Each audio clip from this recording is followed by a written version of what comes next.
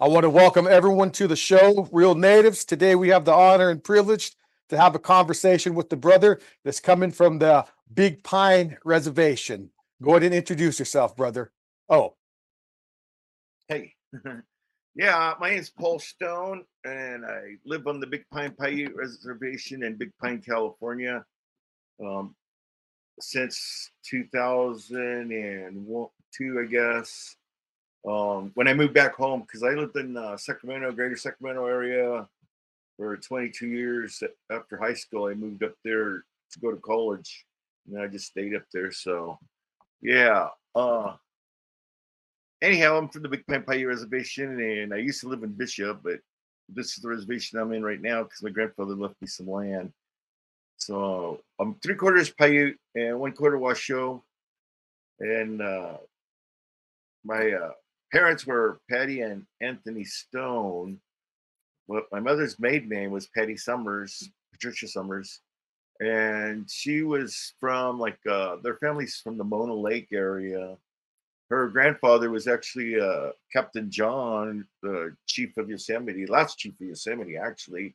Our family's suing Yosemite to get Yosemite back because we have a treaty signed by a president that gives Yosemite to Captain John and his descendants. But the government's not honoring another treaty, of course. And so our family keeps suing the government to try to get Yosemite back into our name, into the Captain John's family's name. But that's where my mother's from. And then my father, Anthony Stone, is from, oh, did I say Patricia Summers? Yeah, her maiden name, from Mona Lake area. And then Anthony Stone's from the Big Pine area. And his father was Raymond Stone. And then his uh, father was like our last tribal spokesman for Big Pine. So, and then Grandpa Tom was the last chief of the tribe here. Uh, so, yeah, I come from chiefs on both sides of the family. I'm really blessed as far as that. My tribal affiliation and who my people are is like I come from chiefs on both sides. And then my grandfather Raymond Stone was a tribal medicine man here, and he used to talk about he was related to Wavoka. Wavoka was his uncle, and Wavoka was a prophet and seen stuff going on in the future and whatnot. And then Grandpa used to do that too. He used to tell me the future a lot, and it always come true for me. You know, he'd tell me in the future before I even started doing artwork, he said I'd see the world doing my artwork, and I was like, "Well, okay, interesting," because I'm a land surveyor up in Sacramento. I'm not an artist, but then it turns out I hurt my knee on a job, and had a couple knee operations, and that led me into the art world. And then the art world led me to go to Japan and Italy, so I got to see the world through my art.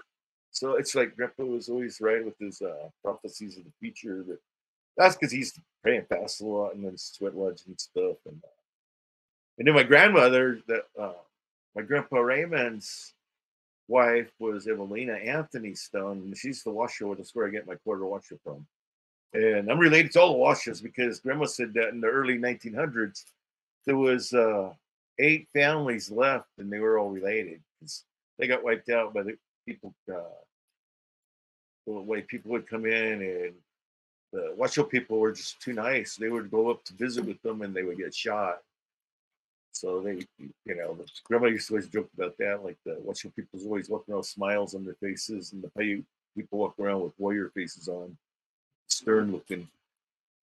But I guess being too nice sometimes didn't pay off for the Washoe tribe. They got knocked down, just a few families left. And we're all related in the Washoe tribe, so uh, that's a little piece of history right there. The Indians people were always being whittled down a little bit at a time, apparently. But then on the way up, and I forgot to mention off my mom's side, that was where the Bessie Summers was my grandmother, and she's the one that was the daughter of Captain John.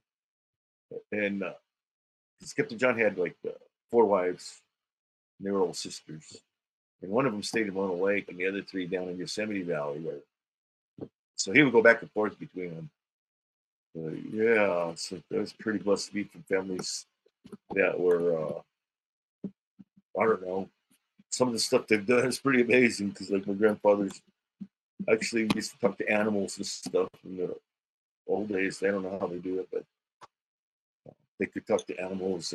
Like Captain John used to travel with a live rattlesnake wrapped around his waist, and if you were his enemy, he could talk to that snake or another snake to come over and bite you or whatever. People feared him for his powers he had, like because they arrested him for duck hunting in Bridgeport, California, and he didn't understand what was going on because they arrested him for not having a duck hunting license and put him in jail for a couple of weeks. And he was getting tired of being in there because he's duck hunted all his whole life there in Bridgeport, and he never got arrested or tickets or anything until the non-natives moved in and took over. So anyhow, he was sitting in jail and he got tired of it. And he said, "I'm going home now." And he walked over to the chain link fence and turned into a whirlwind and walked through it. And then when he got through the fence, he turned back into himself and walked off. And the story is, it's written in books, and it, like witnesses or the cops are going, "You chase him, no, you chase him," and nobody chased him. He just walked off into the field back from Bridgeport back towards Yosemite.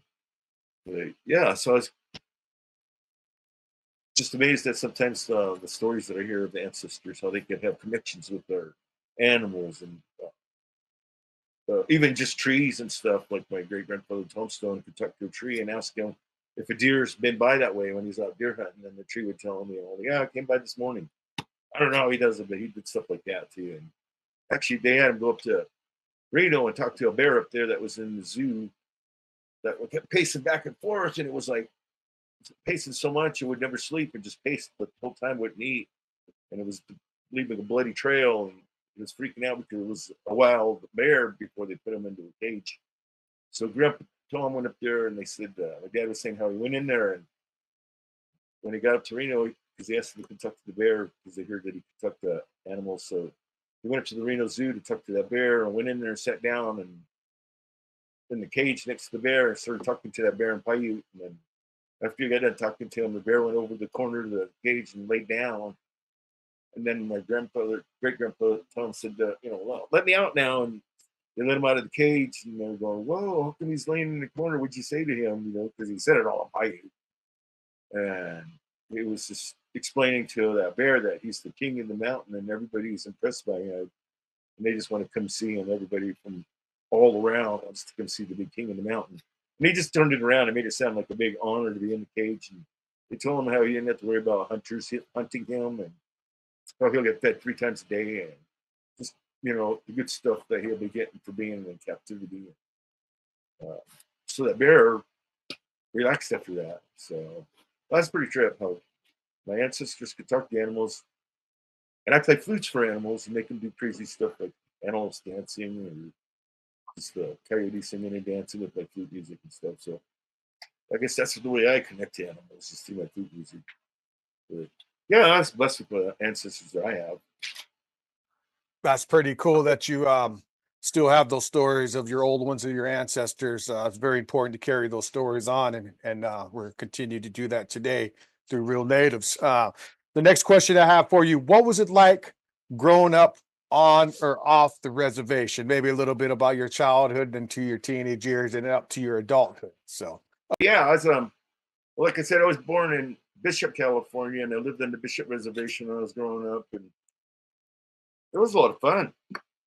I mean, I never paid attention to the world stuff and events going on. We were just always running around the res having fun, doing just crazy stuff. We always thought they could make a movie of our lives because we used to have like all the neighborhood kids would all get together, and 20 kids having a big mud ball fight across the creek at each other.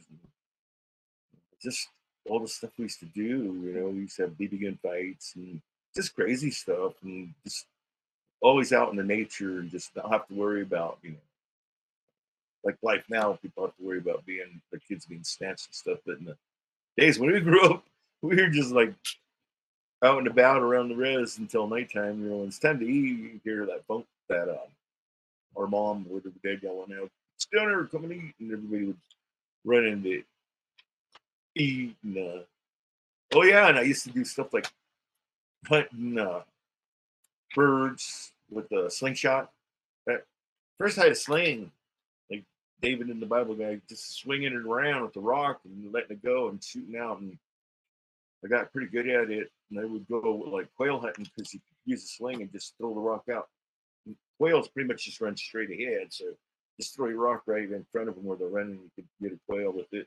Or and then I got up to the point where I bought rubber bands and started making slingshots and those hunting birds, doves and quails and stuff with my slingshot.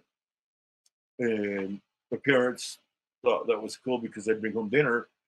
And so they actually bought me a BB gun. Then I started hunting quails and doves with the BB gun and bringing home dinner. And sometimes I wouldn't go to school. I'd just go out and hunt rabbits and stuff. And get in trouble for ditching school, but and then I'd go up like I would just get taught the Indian ways in certain ways. Like for example, when I did get my BB gun and I'd go out hunting birds, the first day I got it, I went out hunting birds, and my dad says, you got to be careful what you shoot. Like if you kill anything, you got to eat it. That's just the Indian way. And I didn't know he was following me. I went out, and at first I was just shooting at cans of bottles with my BB gun, and then after a little bit, I started to shoot birds. I shot a couple Tweety birds, woodpecker, robin. Nice, kind of like a little kid going crazy with the BB gun. And then I got home and surprised me. My dad's standing out in the porch waiting for me to come home when he had all the birds laid out. He had been following me the whole time I was out there hunting and picked up all the dead birds that I had shot, and he made me eat them all. So my mom had to pick them up for me. But actually, it was not a bad penalty. It was pretty tasty. My mom's a good cook. But I learned, not to just go out and shoot anything haphazardly. You got to respect the earth and stuff, and not, just go out and just kill things for fun.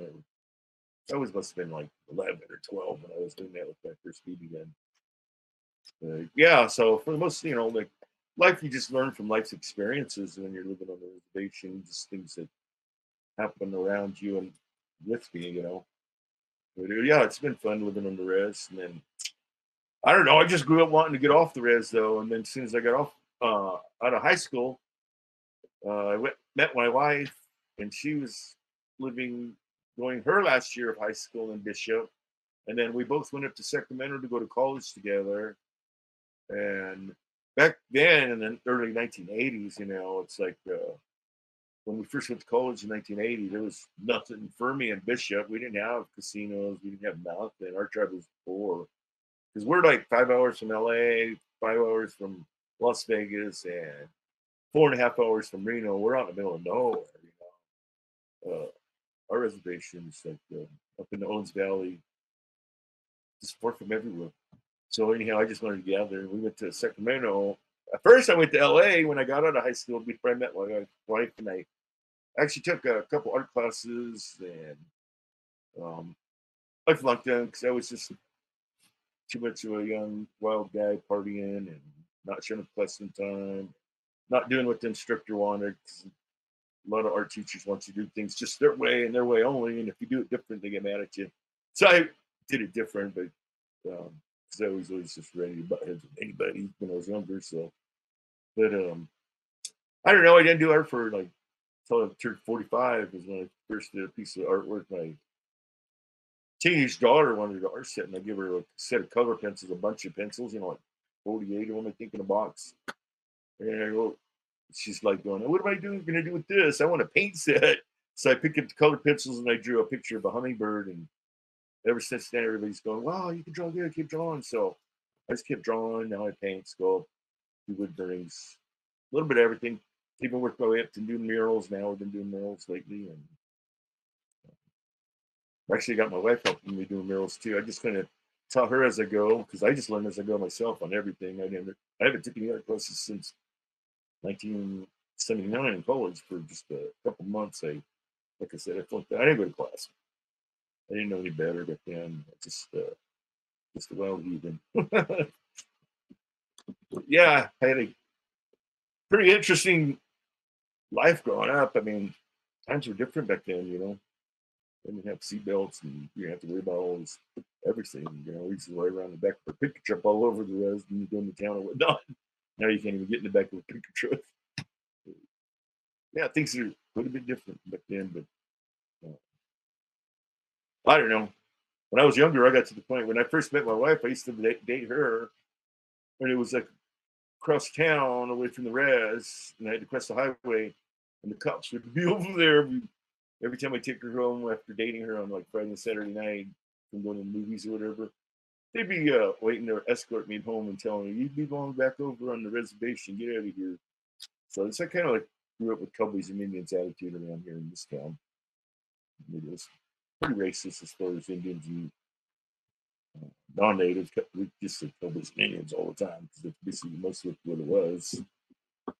So, I mean, just to have our in and outs with the cops just because we're Indians. I got thrown in jail one time because this cowboy guy was beating up his girlfriend at the bar, and like cousins and I were all there. We tried to break up the fight, but when the cops pulled in, they just yelled, "Arrest all the Indians!" And next thing you know, we're all sitting in jail together, and it's like crazy. That's the kind of times I grew up in.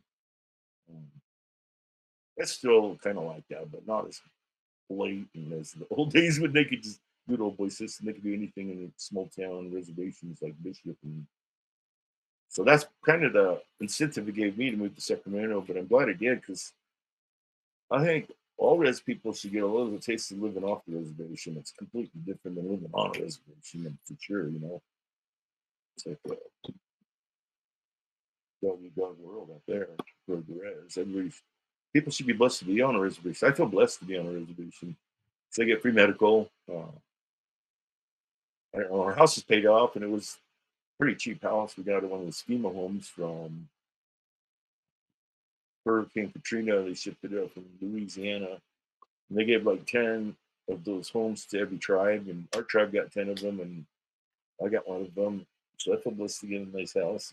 It's a nice house. Actually, it was the best one. It was safe for last. That's funny because our tribal members were fighting over it, trying to give it to their family members, our tribal board members, and I was like, oh.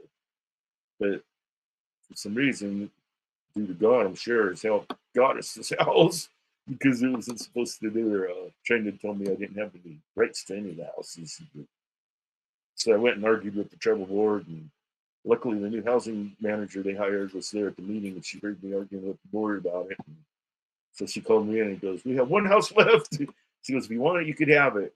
She goes, "Because I was the only one that should have got one. Everybody else got homes that should have never got one because they were supposed to give it to disabled people and elderly people first and single mothers. I know I'm elderly and disabled, so, but anyhow, she got us the last house, and it was the best one because everybody was fighting over it. It's weird how life works. It is. So let's segue into the next question. It's they always say, what have you done for your people? What do you do for the Native community as far as the artwork and your contribution to the Native way of life? That's completely different, that's for sure. Because I forgot to tell you, when I moved up to Sacramento, I worked for Hewlett Packard when I first got out of college, and I hated working inside the building all the time. So my cousin talked me into going and taking a test to be a land surveyor up in Oakland. And I got the highest score at the test because I'm good at math. It was all just math. Like that's what surveying is. It's all triangle, geometry and triangles and whatnot. And so I got hired to survey, and I quit working at Hewlett Packard, and I got to work outside surveying, and it was great. I loved being a surveyor. But then I hurt my knee, and that's when I hurt. I had a couple knee operations, and I got everybody wanted me to get occupied into like traded my occupation into being an artist. So, and then as I became an artist, that's when I moved back home to my reservation here. Because when you first start off, you're starting an artist, man. You got to work hard. It was hard work. Uh, Even like my parents told me, get a real job. They didn't support me as far as getting artwork going. Thanks to my wife supporting me and my grandparents, I just kept doing art, and now I'm to the point where I teach art to kids on a reservation and up there in Bishop, California for C5 Gallery. I give flute performances for children too, and elementary schools, and I perform flute all over the place. Actually, whoever wants to hire me, I play flute for. But I played in Pechanga Reservation, the Indian Health Project. We had a big gathering together. So yeah, I've been teaching art to kids. Actually, I mentor with artists too. Like the mural project that we just completed. For Susco House, that was a mentoring project to help mentor everybody into being muralists. Because I did a couple murals. My wife and I did one just before we started the one working on the one at Susco House. We completed a mural for C5 Gallery in Bishop, California. With the theme was water there, and we did one about a beaver, and it had petroglyph signs and basket designs to make it look native and stuff. But yeah, so besides that, teaching art to kids and just lectures. I give lectures everywhere. I give lectures for like grown-ups too, not just children, but just talking about stuff like I'm talking to you about now, and then how I grew up, and then other things that I stories of like my grandfather told me as being the tribal medicine man, things like that about our valley, how it's completely different before Los Angeles drained it all of its water and stuff. I tell people stories of how when he was a kid, he'd be um, he remembered it being like a cloudy day with birds flying over, ducks and geese and stuff, because there was so many birds flying over our valley. And he could shoot an arrow up, he said, and just hit a duck flying over. It was so uh, crowded with birds and stuff back then, but now we hardly ever see birds fly over. Just a few, flocks. Yeah. So anyhow, it's like giving. It was at a history conference they had over at Cerro Coastal Community College. I gave a lecture last year there. Actually, we'll be teaching art class soon for C5 Gallery because I already made a commitment to come over and teach them. Like we teach kids different stuff, like even just like sand painting, drawing, painting, but just whatever the mood is. We got sculpturing. We like to teach sculpting, so I do sculptures and rocks and then wood. When I sculpt, I just use a pocket knife and a hacksaw blade and a file, so I don't use electric Dremel or devices. Appreciate you coming over here to Napa and being the lead artist for that mural. Something like that hasn't been done out here for the native people as far as Napa County is, having the dancers, the women, the salmon, and the hummingbird. It was a large scale project, and just thank you for the help for that, helping the interns, helping us out and getting an understanding of what goes into the detail of being an artist. So the next question I have for you is, who would you consider a hero or a legend that you want to say thank you to, that helped you become the man you are today? The first thing I got to do is give all credit to Jesus Christ and God Almighty for giving me the ability to do what I do. I mean, like I said, I don't take art classes. I just sit down and learn as I go, and it's a gift from God. Actually, I pray all the time when I'm doing art too. It's like the whole time I was working on that mural over there at Cisco House, I'd be sitting up there painting and praying to the Creator guide my hands and help me do a good job, because I was doing it in honor of Him for getting me that job. And then um, that was a miracle that couple pictures were shining that bright light down on my head. That one with Charlie and that I don't know if you've seen that photo, in this light beaming on my head, and then the other one when we were in that big old group of everybody that worked on it, and it's beaming on my head again. I thought that was God. Just He was well pleased with the job. So I was praying that He would be well pleased with the work I was putting in, because I did it for Him. Oh, glory be to God. I mean, actually, all my work, every piece of artwork I have on the back of it is that it's a gift from God, because it is. Everything I do is a gift. The flute playing I play, that's a gift from God. I don't really read music or anything. I just picked up an Indian flute and started playing it. And the music that came out, it's like, whoa. And next thing you know, and I'm going to Italy and Japan playing flute. So it's crazy how things here. I always tell people, you never know where life's going to take you. You never know what's going to work out. So I give all glory be to God. And also my grandparents, Raymond Stone and Evelina Stone, or Evelina Anthony Stone. They were, and my wife. I give a lot of credit to my wife. Man, I would do nothing without her. She backed me on everything, because I went from making a pretty good living working as a union surveyor to being a starving artist when I first started out. We did like 26 shows a year. That's like one every other weekend. We were at a show or a powwow doing art shows. But it was a blessing, because we went all over Western United States. I did art shows at Crazy Horse Mountain in South Dakota. I did art shows at Teton Village up in Wyoming. I did art shows all over Western United States, and then also in Italy and Japan. And those were art shows I did over there. And I played flute for them. And so it's like I don't know. It's just a blessing that I could do all that. With support from my wife and support from my grandparents. Because, like I said, my parents, they didn't give me any support. They used to always tell me, get a real job, because I have a degree in business management. And they're always like, going, you should be sitting behind a desk. And I'm like, going, no way. I have a gift for God to be able to do the start. And I want to share it with everybody and do the start so people can enjoy it. And I don't care what it takes, because sometimes you just got to stick to your guns on what you're doing, you know. And I knew that it was meant for me to be an artist. I dreamt about it a couple of times. I went to heaven, and when I was in heaven, this angel was showing me around, and he showed me a bunch of artwork that I was going to do, and then now I'm doing them in the future, you know. But and then so it's like, whoa, you know. After that, I just sold all my survey equipment and became an artist. I just hung in there as being an artist. But actually, the business degree helps too. To be a professional artist, you have to know some kind of business to sell your art. So being a business manager degree helps with the artwork. Because I also have a degree in engineering from Fresno State. As a land surveyor, I got through the union because I went to classes for like 7 years, you know, every Thursday night to get this degree or diploma. So you have to work your way up in the union. It's from apprenticeship to party chief. So I did that too, but I just like artwork a lot better. It's a lot fun.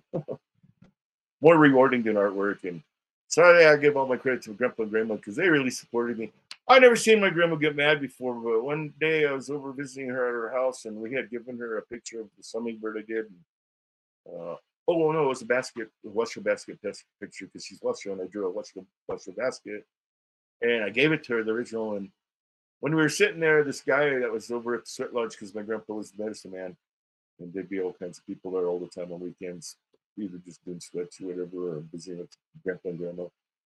But this guy's in the house visiting with grandma, and he started insulting my picture I did for Grandma Evelina. And boy, she got mad and yelled at him and put him in his place and said never to insult somebody because, you know, that would hurt somebody and might hinder them from their pursuing an art career. And she just really went off on that guy, and I'd never seen her get mad before. It was so cool.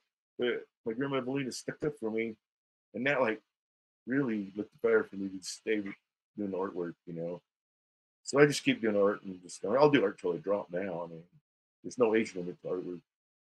It's what's in my head, and then I just always figure I'll take it from my head and get it on a piece of paper or canvas or piece of rock. I'll look at a rock and I could see things in the rock, and I'll think, oh yeah, I got a wolf there. If somebody calls up and wants to order a wolf carving, I go, I have a white rock with two wolves, with a wolf's head in it, and I got a gray rock with two wolves running side by side. And the guy goes, I'll take the two wolves running side by side. So I'll carve it, and then when it's done, sure enough, I just cut away everything that doesn't belong. And when I'm done, there's two wolves running side by side, made out of like gray soapstone rock, and they look lifelike. And it was, yeah, it was a gift from God for sure. You got it in my hands in that one too. I just did it with a pocket knife, hacksaw blade, and a file. No electric devices or nothing. I just whittled at that rock, and then I was done with the meat. Really neat carving. Grandfather Raymond Stone, he was a super good artist too. He would, when I was little, I'd be sitting around carving with him on soapstone, and he'd be sitting there. He'd give me a pocket knife to carve with, and he'd give me soapstone to carve in, and he'd be sitting there carving in pipestone. And he would do carvings like really neat carvings. You know, he did a whole Indian village that's in Smithsonian right now. So that's which is really cool because I just found out a couple of years ago that I've got like 5 pieces of artwork in the Smithsonian myself. And so now we both, you know, Grandpa Raymond and I are artworks in there together because they lump artwork in as tribal.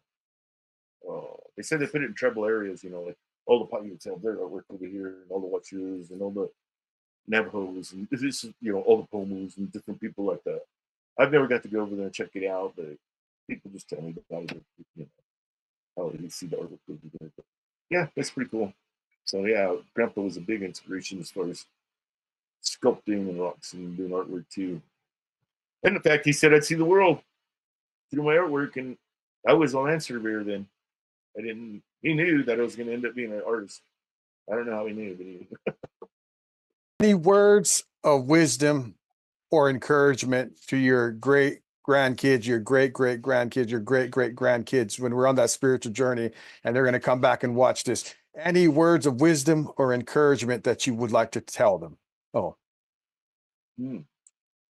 Well, actually, I was an instructor for CIMC, California Indian Manpower Consortium, for 18 years, traveling around all over California, giving classes on entrepreneurship and how to be a professional artist.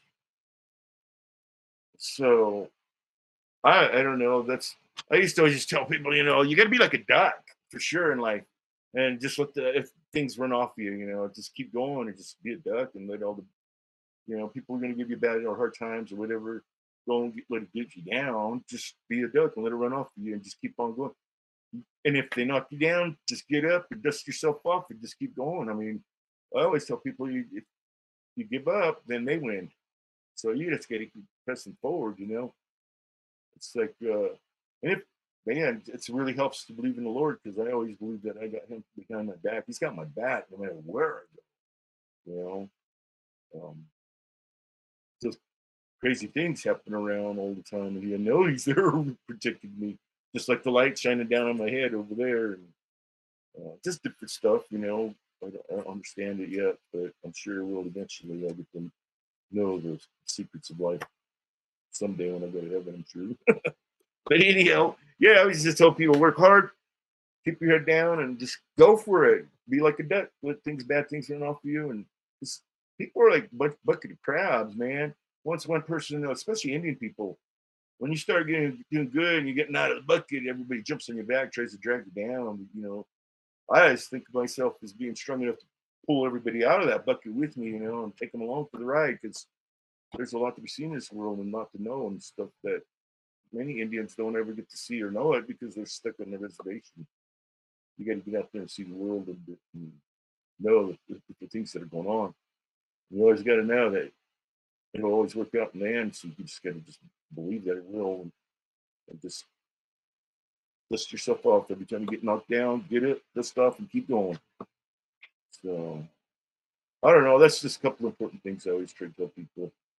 You get rejection as an artist too. I mean, speaking as an artist, I used to have like 30 galleries and museums selling my artwork before COVID hit. Now it's too hard work. My wife and I, we'd go around knocking a lot of doors, and you get rejection, like a lot of times people go, no, I don't want to sell your stuff, or I don't like your style, you know, your artwork's not good, or whatever. But then you go knock at the next door, and that guy's going, oh, I'll sell your stuff. I love it. Yeah, whoa, I'll take it. So you just got to take the good with the bad. Like I said, just get that good run off you and go to the next spot. Next spot's going to shower you with good gifts, and you say, hey, I'll take your artwork and sell it here. So that's how I got up to like 30. I'm rebuilding right now since COVID. We're just barely up to like 7 or 8 stores, but I don't know. I'm just guessing, maybe more.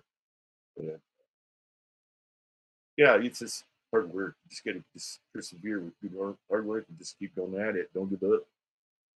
Like I said, I'll never give up. I'll be an artist till I drop. and that segues into the last and final question. When it's all said and done, at the end of the day, when we make that spiritual journey, they say, Paul Stone, what do you want to be remembered for? Oh, Well, I just want to be remembered as somebody that helped out my fellow man and other artists and other people whenever I can.